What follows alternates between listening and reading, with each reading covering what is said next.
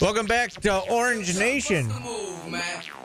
Public Enemy #1, this one, 1987, Steve. I was a fresh-faced 16-year-old Paulie Sibilia back then. 87, that was a good year. A lot less angry. It was a good year for Syracuse basketball. Yeah, damn right it was.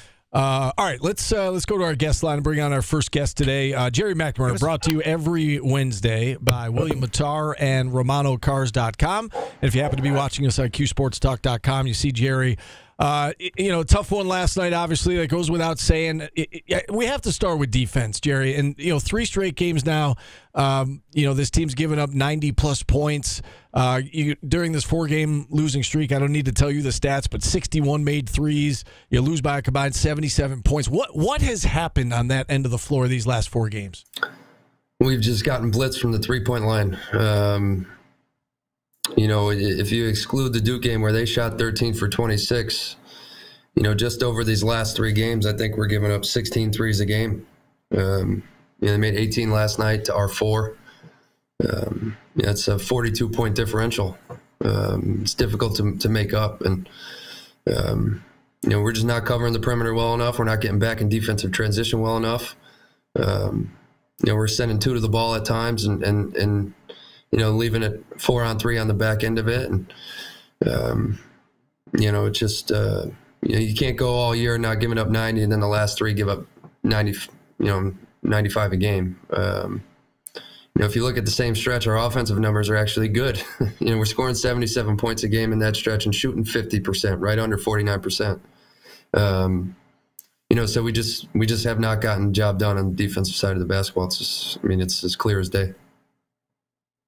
Gerry, this has happened coming off your biggest win of the season, against NC State. You beat a ranked team, and then this streak of the defense falling apart.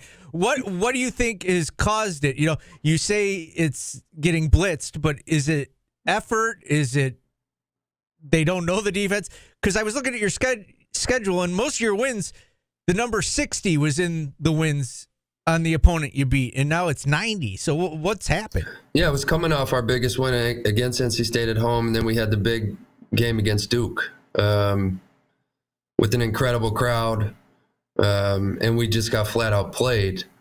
But Duke scored a manageable number. They shot an astronomical percentage from the three-point line, but 77 points, I think it was. We only scored 55. And it's been since really that game where the defense we just haven't been effective. So I think it's a little bit of our activity. I think with the younger group, I think the Duke loss maybe took a little bit out of them in terms of their confidence. We had gone in winning 3 in a row. And I think they were just on cloud 9 in terms of what they were about to play in front of the best environment in college basketball for that Duke game, and laid an egg, so to speak. So, I think it was deflating for them a little bit. If I were to be quite honest, I think when I look at how it's transpired since then, and then it's affected our defensive side of the basketball. It hasn't affected our offensive side of the ball, but we've also had to press a little bit because we're coming from behind. Not just press in terms of actually pressing in the game, but, press things offensively a little bit because you get behind 10 and you force the issue. But, we're just digging too big a hole. There's too big a differential in that 3-point make column to get down so quickly and not cover. I know it's always dangerous to go on social media, especially, during a game like that last night. But, the phrase, the team has quit was thrown out there quite a bit by various fans. I'm always hesitant to say that because, that's obviously talking about effort. And I know, players put a lot of pride, into their effort and their practice and what they do on the floor. I guess in fairness, I wanted to get your thoughts on that. Do you think that there is maybe a lack of interest right now? The season hasn't gone the way they wanted to. It's a young group, plus you got some seniors. Are guys looking at their next move, or do you not buy that at all? Is effort and motivation, is that not even an issue right now? No, it hasn't been in terms of how we've prepared. We've had some, pretty good productive practices. I think guys are still coming in and working on their game. I just think maybe for a young group, thinking with their mindset on an NCAA tournament, that maybe played a factor in terms of just deflation and disappointment. And you realize how difficult it is, how hard it is to win games at this level, and how difficult it is to be consistent. But no, I don't buy that. I don't buy the quit phrase. I don't think I could allow myself to be in an environment where I'm around kids that are going to do that. It's just not in our nature. We're going to continue to fight. We're back in the office today watching this over and doing what we can. You know, it's cliche. We take it one game at a time, but we do, and we're trying to get over the hump in terms of getting these guys back on track and, you know, playing at the level that they've proven they can compete at. You know, but it's just been a really difficult stretch for us to stop people and put ourselves within striking distance of having a fighting chance. We did in the first half of the Pitt game. And then the second half we give up 2 offensive rebounds that lead to threes. And you're right back in the same situation of putting yourself in a big hole and scratching a claw and trying to dig out of a double-digit deficit again. So, you know, we're fighting. We're doing our best, and you know, it's on all of us to make sure that mindset doesn't creep in. You got to continue to take it one game at a time and prepare like you're going to compete to win. You know, we see the morale of the fan base and how they're reacting to this. How are the players reacting to it, like morale-wise? And how do you keep all these guys happy? Because the game of basketball has changed, and you've got to keep these kids happy, even in a situation like this. That's not possible. You know, it's not possible. It's just reality. It's not possible to keep everybody happy. You go to any roster in the country and there's going to be someone unhappy. It's just the way it is. But you've got to keep them prepared. That's the most important thing. It's difficult to keep everybody happy. We know that. It's the nature of the sport.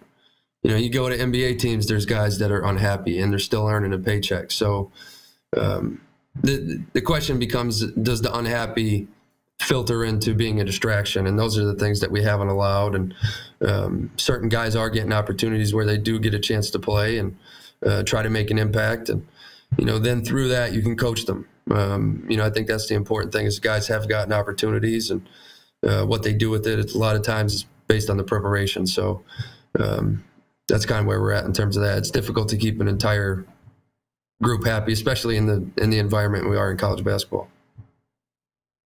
You know, Gerry, I like to think I know you pretty well. I could tell that you're angry, and this is unacceptable to you. And you know, how are you and the coaches handling this? And you know, how do you, I guess, work on just continuing to try to get through to these guys to turn this around? Again, it's not looking great right now, but you got a regular season game left. You got the ACC tournament left.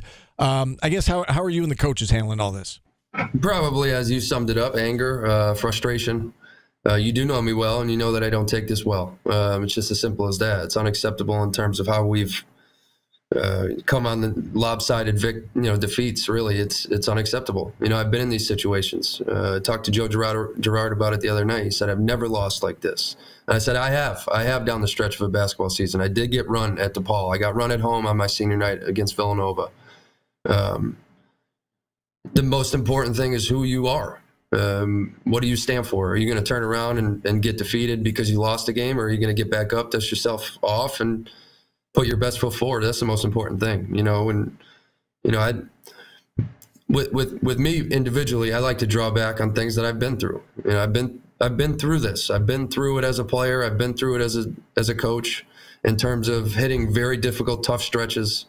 2013, we lost 4 or 5 going into Big East tournament play. You know, 2016, we were, you know, losing by double digits, it seemed, every time we played a quality team, and we got over the hump and made a run. And I've seen teams change quickly, and we're watching ours. We've changed quickly, you know, on the opposite end. Now we've got to be able to flip that. And we had won 3 games feeling good about ourselves going into the Duke game. So, you know, to me, this is a character thing in terms of who you are as a person. To get over these, do you keep fighting? That's who I am. It's who I've always been. My anger leads to motivation, and that leads to the preparation. That's just how I approach this, and you know, that's kind of the mindset that I've approached it with the guys that I've worked with. Gerry, you know, what do you have to say to the fans that, do you understand where the fans are coming from at this situation? They're not used to this either. You say Joe said he's not used to it, but the fans really aren't either. They're kind of spoiled. Yeah, they should be angry. They share the same sentiment that I do. That's not the expectation, and we've got to be better. I understand that. We've had a lot of success here, and there's a lot of pride in the people that follow this program because of the success we've had, and that's the standard we hold ourselves to. That's a good thing. That's what you want to be. That's what you want to be as a program, and so I understand that. I'm in that same boat, and we're going to try to do everything we can to flip it and make it right. All right, Wake Forest now on Saturday. I know we all got to turn the page and look ahead now. And this game all of a sudden means something, right? I mean, every game means something, but a loss, and you could very well find yourself playing an extra game down in Greensboro, that 10 seed on Tuesday. What stands out to you about the Demon Deacons as you look at this matchup?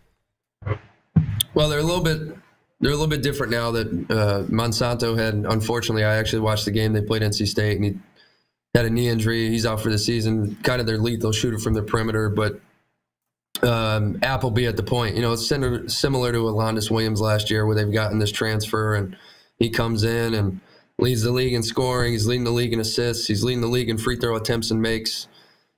Just kind of this dynamic small guard that can go where he wants, make plays for others. So first and foremost, you got to be able to control him. We all know Williamson from the shooting guard slot. He played really well in the second game. We played him here at the Dome last year. Fortunately for us, we did kind of a good job on everybody else, and were able to pull away in the second half. But they've been starting since Monsanto went out. They have a big lineup.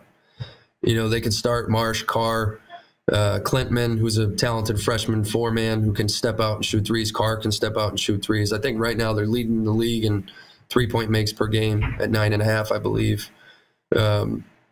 So they have a nice combination of guard play and interior presence that still has skill set to step out and stretch you at the perimeter. So, just watching them, I just finished watching their game last night against BC. So BC made a huge push in the middle of the second half. I think went on like a 27-3 run that kind of stretched them out, got up 13 or 15 or whatever it was.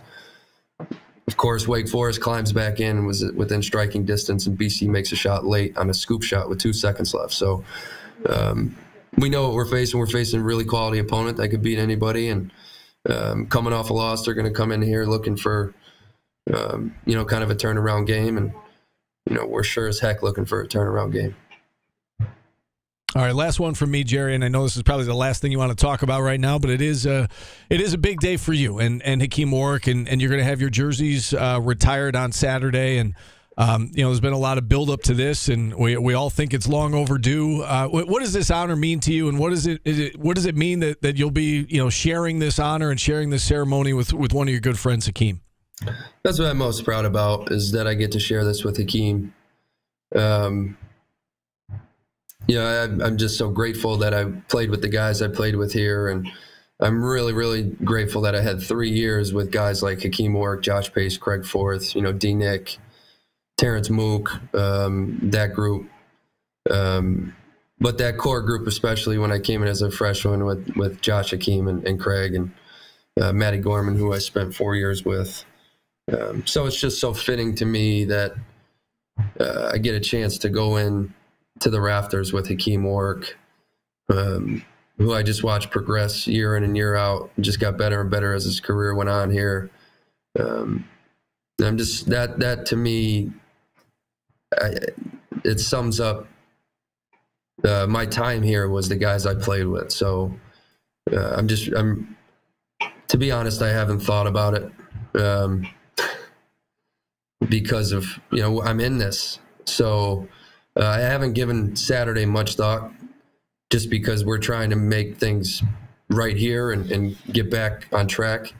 But I'm going to try to enjoy the moment when it comes, and I'm grateful. Of all the individual things that I've experienced as a player, awards and all that, this is the one that I'm most proud of. I feel very blessed to have played here, and to be here all these years, and more so than anything, to have the quality of teammate and people that I've played with. Hey, Gerry, don't try to enjoy it. Actually enjoy it, no matter the outcome. You deserve it, and very few have done more for this program. I appreciate that. Thank you. I'll do my best. I got Scranton coming up on buses, so it'll be a little bit like the old days in terms of my playing time. If we get a Gerry chant, could we get the song again? McNamara's band? That would be a nice touch. Listen, Gerry, thanks so much for spending so much time with us today. We'll do it on the TV side of things tomorrow. All right, thanks, guys. All right, Gerry McNamara, brought to you every week by William Mattar and by RomanoCars.com. And with that, we'll take a timeout. We'll wrap up hour number 1 next on ESPN Radio. Catch